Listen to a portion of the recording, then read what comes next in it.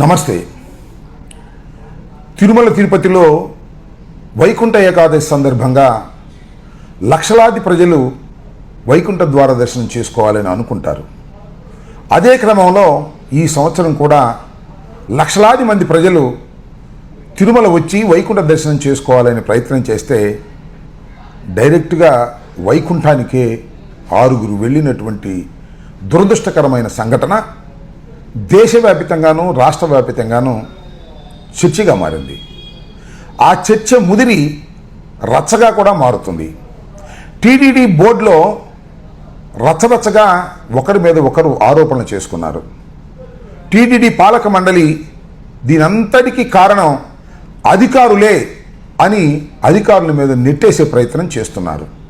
పాపం అధికారులు ఏం చేయగలుగుతారు? మాదే ఉంది, పాలక మండలి నిర్ణయాల వల్లే ఇలా జరుగుతున్నాయని మౌనంగా వారు రోధిస్తున్నారు. దానితో పాటు కూటమిలో కూడా ప్రకంపనలు సృష్టిస్తుంది.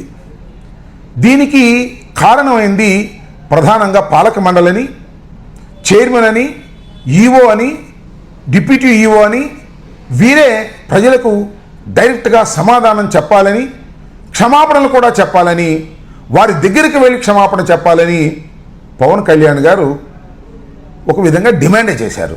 ఇది కూడా కాస్త రచ్చరచ్చ అయింది. ఎందుకంటే పాలక మండలికి సంబంధించినటువంటి చైర్మన్ గారు నేను ఎందుకు చెప్పాలి, ఎవరో చెప్పమంటే చెప్పాలా, చెబితే పోయిన ప్రాణాలు తిరిగి వస్తాయా అని అడ్డంగా మాట్లాడారు. తర్వాత మళ్ళీ సర్దుకొని చంద్రబాబు నాయుడు గారి ఆదేశం మేరకు పవన్ కళ్యాణ్ గారు చెప్పినట్టుగా చెప్పకపోతే ప్రమాదం బాబు అని అయిష్టంగా ఒప్పించి మీడియా ముందు క్షమాపణ చెప్పేటటువంటి కార్యక్రమాన్ని కూడా సజావుగా పూర్తి చేసినట్టుగా కనిపిస్తూ ఉంది. ఇక్కడ ఇంకొక అంశాన్ని కూడా మనం గమనించాలి. ఎండోమెంట్ మినిస్టర్ గారు రామనారాయణ రెడ్డి గారు ఒక ఆరోపణ చేశారు.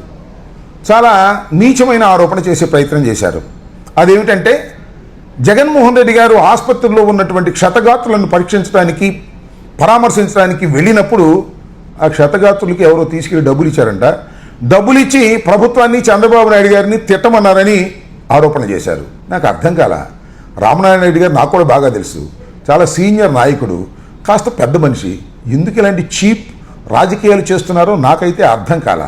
నేను ఒకటే అడుగుతా ఉన్నా, అసలు చంద్రబాబు నాయుడు గారు వెళ్ళకముందు, జగన్మోహన్ రెడ్డి గారు వెళ్ళకముందు అసలు సంఘటన జరగంగానే మరి అన్ని టీవీల్లోనూ మైకుల్లోనూ చాలామంది బాధితులు వచ్చి దూషించారు చంద్రబాబు నాయుడు గారిని, అదేవిధంగా ప్రభుత్వాన్ని. దీనికి కారణం ప్రభుత్వమేని, సరైనటువంటి ఏర్పాట్లు చేయడంలో విఫలమైందని గగ్గోలు పెట్టారు చనిపోయినటువంటి బాధితుల కుటుంబాలు. 8 మందికి ఇబ్బంది పడి, కాళ్ళు చేతులు కూడా ఇబ్బంది పడి, మొత్తం ఒక మనుషులు ఫెయిట్ అయిపోయి ఉన్నారు. అందరూ కూడా అందరినీ కిమ్స్ హాస్పిటల్ జాయిన్ చేశారు. నాయకులందరూ కూడా వస్తున్నారు, చూస్తున్నారు. ఎవరు ఏమీ లేదు. పోలీసులు అందరినీ వేస్ట్ గా చూస్తున్నారు, దరిద్రంగా ఉన్నారు అందరూ. అది పరిస్థితి. ఇక్కడ పోలీసులు ఎప్పుడు కూడా సరిగా చేయలేదు. మా పరిస్థితులు అందరినీ ఏం చేయాలని మీరు ఆలోచించుకోండి. ఎవరి నిర్లక్ష్యం ఇది? ఎవరి నిర్లక్ష్యం? ఎందుకంటే వాళ్ళకి ఎవరు డబ్బులు ఇచ్చారండి? రామనారాయణ రెడ్డి గారు ఉన్న న్యాచురల్గా వచ్చినటువంటి ఒక రియాక్షన్ని మీరు తట్టుకోలేక మొత్తం ఈ వివాదం అంతా, ఈ రచ్చంతా, ఈ దుర్ఘటన అంతా అధికారుల మీదో ఎవరి మీదో నెట్టేసేయాలనే ప్రయత్నం చేయటం దుర్మార్గం కాదా? ఇంకొక అంశం ఏంటంటే అసలు జగన్మోహన్ రెడ్డి గారి మీద నెట్టేయాలని చూశారు. ఈ రాష్ట్రంలో ఏది జరిగినా జగన్మోహన్ రెడ్డి గారి మీద నెట్టేయాలని.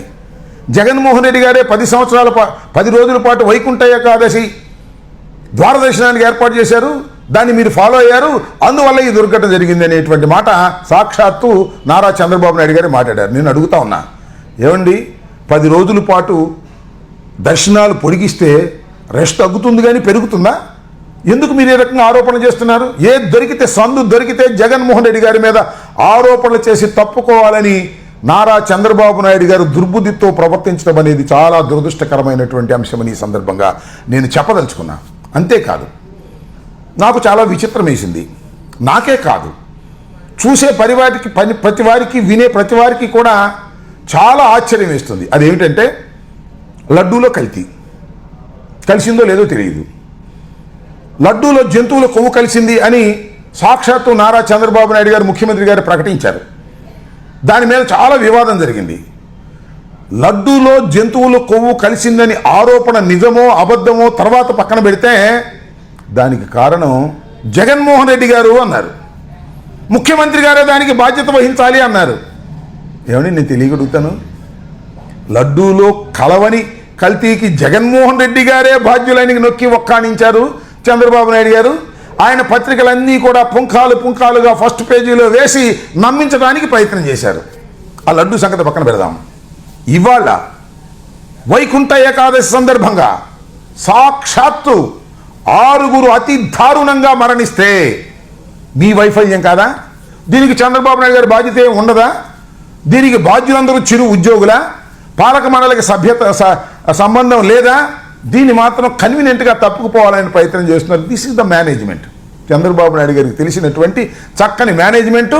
దానికి పత్రికలు ఆయనకి తోడుగా ఆయన చెప్తాయి. ఇక్కడ నేను స్పష్టంగా చెప్పాలనుకున్న అంశం ఏమిటంటే, కలవని కల్తీ లడ్డూలోకి అప్పటి ముఖ్యమంత్రి గారు బాధ్యులు. ఇప్పుడు అతి దారుణంగా ఫెయిల్యూర్ అయ్యి ప్రభుత్వం 6 చనిపోతే దానికి మాత్రం చిరు ఉద్యోగులు బాధ్యులు. వారెవ్వా, ఎంత చక్కగా చెప్పారండి చంద్రబాబు నాయుడు గారు. ఇది చంద్రబాబు నాయుడు గారి మేనేజ్మెంట్ అంటే. చాలామంది చంద్రబాబు నాయుడు గారు గుడ్ అడ్మినిస్ట్రేటర్ అని, బ్రహ్మాండమైన అడ్మినిస్ట్రేటర్ అని చాలామంది ప్రగల్భాలుగా పలుకుతూ ఉంటారు. ఆయన కూడా చెప్తూ ఉంటాడు, పత్రికలు కూడా రాస్తుంటాయి. నేను చాలా స్పష్టంగా చెప్తున్నా, చంద్రబాబు నాయుడు గారు is not a good administrator, very cheap poor administrator. అయితే ఆయన కొన్ని బలాలు ఉన్నాయి. ఆ బలం ఏంటంటే ఆయనకున్నటువంటి మీడియా శక్తి వలన ఆయన చాలా గొప్ప అడ్మినిస్ట్రేటర్ అని చెప్పేటటువంటి ప్రయత్నం చేస్తారు. దానితో పాటు రాజీ పడిపోయే ధోరణి, అందితే జుట్టు అందకపోతే కాళ్ళు పట్టుకునే స్వభావం, ఎవరితో అయినా రాజీ పడిపోయే స్వభావం. కాంగ్రెస్తో రాజీ పడతారు, కమ్యూనిస్టులతో రాజీ పడతారు, బీజేపీతో రాజీ పడతారు, పవన్ కళ్యాణ్ని దూషిస్తారు, మళ్ళీ పవన్ కళ్యాణ్తో రాజీ పడిపోతారు. సమయానుకూలంగా ఎవరితో పడితే వారితో రాజీ అయిపోయి సిద్ధాంతాలు లేకోకుండా ముందుకు వెళ్ళిపోతున్నాడు. కాబట్టి ఆయనకు అప్పుడప్పుడు పవర్ వస్తుంది, 4 సార్లు పవర్ వచ్చింది తప్ప is not at all a good administrator, is a very poor administrator అనేది మరొక్కసారి ఈ తిరుపతి దేవస్థానంలో జరిగిన వివాదం, మరణాల వల్ల అర్థమవుతుంది. ఎవ్వరి మీద యాక్షన్ తీసుకోకుండా కేవలం చిరు ఉద్యోగుల మీద యాక్షన్ తీసుకొని తన వాళ్ళను కాపాడుకోవాలనే ప్రయత్నం చేసి జగన్మోహన్ రెడ్డి గారి మీద బురదజల్లాలనే ప్రయత్నం చేస్తున్నారు. నేను ఒక్కటే చాలా స్పష్టంగా వివరంగా చెప్పదలుచుకున్నాను.